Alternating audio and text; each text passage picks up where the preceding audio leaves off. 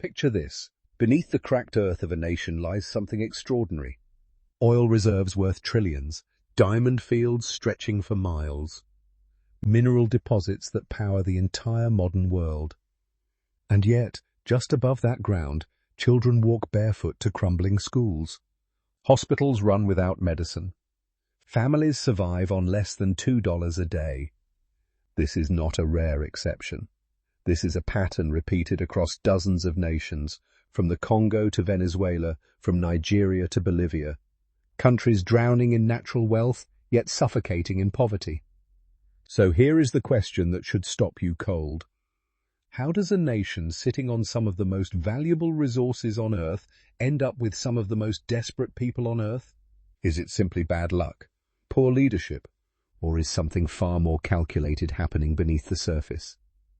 What you are about to discover will completely change how you see wealth, poverty, and power. Now, most people watching this already have an answer forming in their minds. Corruption, bad leadership, governments stealing from their own people. And honestly, that answer is not wrong. Corruption absolutely exists in many of these nations, and it causes real, measurable harm to millions of people. But here is where we need to pause and think more carefully. Because if corruption were truly the root cause, then removing corrupt leaders should fix everything. Yet country after country has cycled through new governments, new promises, new administrations, and the poverty remains. The resources keep flowing out, and the people keep getting left behind. So what if corruption is not the disease itself, but rather a symptom of something much deeper and much harder to see? What if the system surrounding these countries was designed in a way that makes exploitation almost inevitable regardless of who sits in power? That is the question worth asking. To understand why these deals look the way they do today, you have to go back further than most people are willing to look. When African, Asian, and Latin American nations gained independence throughout the 1950s, 60s, and 70s, they inherited something deeply complicated. Borders drawn by foreign powers, economies structured to export raw materials, not build industries, institutions that were weeks or months old, staffed by people who had been deliberately excluded from governance for generations. These newly formed governments faced an immediate and brutal reality. Their people needed schools, hospitals, roads, and salaries. And sitting beneath their soil was the one thing the world wanted. But wanting something and knowing how to negotiate for it are two very different things. They had no experienced trade lawyers, no geological data of their own, no financial advisors who weren't connected to the very corporations sitting across the table. The playing field was never level. It was designed not to be. But understanding history only gets us halfway there. The real question is, why did these governments sign such damaging deals in the first place? The answer lies in desperation. Imagine inheriting a newly independent nation with empty treasury accounts, mounting colonial-era debts, crumbling infrastructure, and a population expecting immediate change. Foreign investors arrive carrying briefcases full of cash, offering contracts that promise quick revenue. The terms are terrible, but the alternative feels worse: complete economic collapse. Debt obligations create impossible leverage. When a government cannot meet basic payroll or import essential goods, waiting years to negotiate better terms becomes a luxury it simply cannot afford. Political instability compounds everything. Leaders facing internal unrest need visible wins immediately, not decades later. So they sign. They accept royalty rates as low as 2 or 3%. They lock in extraction rights for 30, sometimes 50 years. They surrender tomorrow's wealth to survive today. And the trap closes. The proof is not in theory. It is written into actual contracts. In the 1960s, several newly independent African nations signed mineral extraction agreements granting foreign corporations rights for periods of 40 to 99 years, with royalty rates as low as 1 to 3% of extracted value. In some cases, tax holidays lasting up to 20 years were included as incentives. These were not oversights.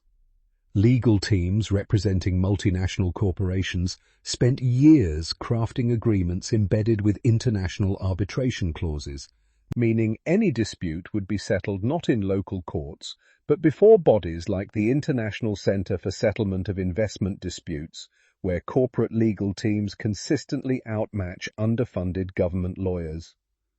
Countries like Zambia, Bolivia, and Papua New Guinea have all faced situations where attempting to renegotiate terms triggered arbitration claims worth billions. The legal architecture was never neutral. It was engineered to make challenging these contracts nearly impossible, locking nations into arrangements designed to serve one side. Now here is where the system tightens its grip even further. Even when a country technically owns its resources on paper, it rarely controls how those resources are actually extracted. The machinery drilling deep into the earth, the specialized equipment processing raw ore, the engineers managing complex logistics, the software running entire operations, almost none of it belongs to the host country. It all belongs to multinational corporations who arrive fully equipped and largely self-contained. This creates a situation where a nation holds legal ownership of what lies beneath its soil, yet has almost zero operational leverage over how that wealth is pulled out. The host government cannot simply decide to change how extraction works, speed it up, slow it down, or redirect it. They are essentially landlords who signed away the keys. The country becomes dependent on foreign expertise to access its own wealth, and that dependency is not accidental, it is by design. So what does foreign control actually mean for ordinary people living in these resource-rich nations? Let's be specific. When a multinational corporation moves into a country to extract oil or mine minerals, they bring their own engineers, their own equipment, their own management systems. Local workers are hired, yes, but mostly for manual labor. Security guards, transport drivers, low-wage roles requiring no specialized training. The technical knowledge, the engineering expertise, the operational systems, none of it gets transferred to local workers or institutions. It stays locked inside the corporation. And the infrastructure? The roads, the ports, the power lines built during extraction, they connect mines to export terminals. They do not connect villages to hospitals or farmers to markets. The country ends up exporting raw copper, raw oil, raw diamonds, while importing finished products made from those very same resources. That is not development. That is a supply chain with a nation trapped at the bottom. But even if a country survives unfavorable contracts and foreign operational control, there remains a third and arguably most damaging force at work: profit leaving the country entirely. Here is how it works. A multinational corporation extracts oil, copper, or diamonds from the ground. Revenue is generated. But instead of that money cycling back into the local economy, it travels outward, to foreign shareholders sitting in London or New York, to holding companies registered in Luxembourg, to tax havens in the Cayman Islands where accountability barely exists. This is called capital flight, and it is systematic. The nation provided the land. The nation provided the resources. The nation absorbed the environmental damage, yet the financial returns flow almost entirely elsewhere. According to some estimates, Africa loses over $50 billion annually through illicit financial flows alone, more than it receives in foreign aid. The wealth is real. The extraction is real. But the benefit? That gets repatriated before local communities ever see a single dollar. Now here is where it gets even more sophisticated.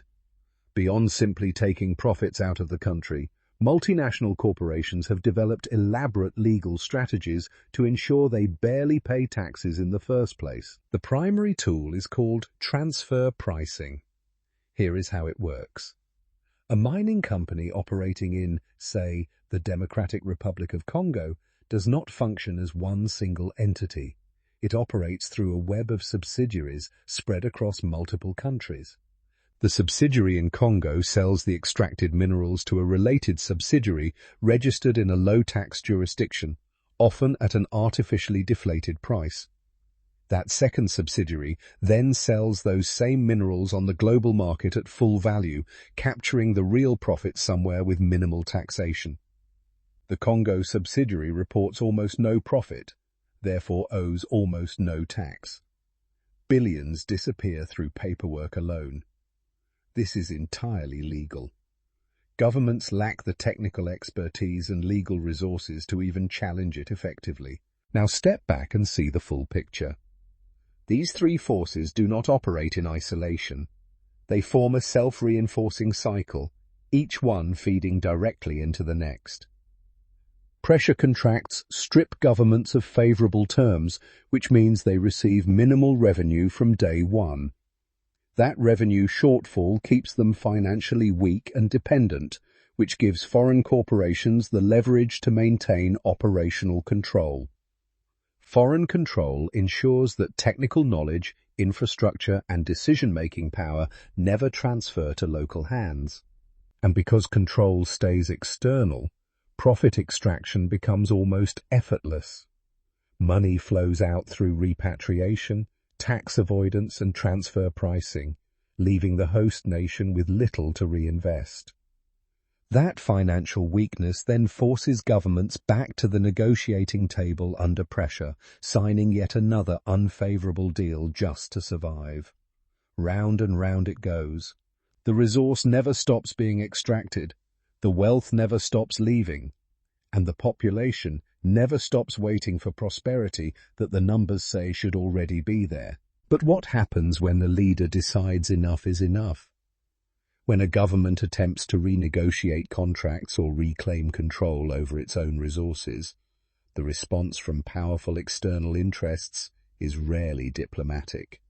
History is filled with examples of leaders who tried to push back and paid an enormous price. Some faced crippling economic sanctions that devastated their populations. Others watched foreign-backed opposition movements suddenly gain momentum and funding. Some were simply removed, replaced by governments far more willing to cooperate with the existing arrangement. This is not coincidence. The system built around resource extraction is enormously profitable, and those who benefit from it have both the motive and the means to defend it aggressively. International legal mechanisms, trade agreements, and financial pressure all serve as tools to discourage reform. What looks like political instability from the outside is often manufactured resistance to protect economic interests. Reform from within is not just difficult, it is actively made dangerous. Adding another layer to this system are the international institutions meant to help, the International Monetary Fund and the World Bank. When resource-rich nations face economic crises, these institutions offer loans. But those loans come with conditions, formerly called structural adjustment programs. Countries are required to liberalize their economies, reduce government spending, privatize state-owned enterprises, and open their markets to foreign investment. On paper, this sounds like reform. In practice, it dismantles the very protections a government might use to retain control over its own resources. Nations desperate for financial stability accept these conditions, often having no real alternative. The result is that foreign corporations gain easier access, regulations weaken, and the same unfavorable arrangements become legally reinforced through international frameworks. What begins as emergency financial assistance quietly becomes another mechanism locking resource-rich nations into dependency, stripping away the sovereign tools needed to ever change the equation. But the story does not end in inevitability. Some nations have managed to break the cycle, and their examples prove that a different path exists. Norway discovered oil in the late 1960s and made a deliberate choice. Rather than opening the floodgates to foreign corporations, it built state capacity first, negotiated from strength, and created a sovereign wealth fund now worth over $1 trillion, reinvested directly into Norwegian society. Botswana renegotiated its diamond agreements with De Beers, securing majority state ownership and channeling revenues into education and infrastructure, transforming one of Africa's poorest nations into one of its most stable economies.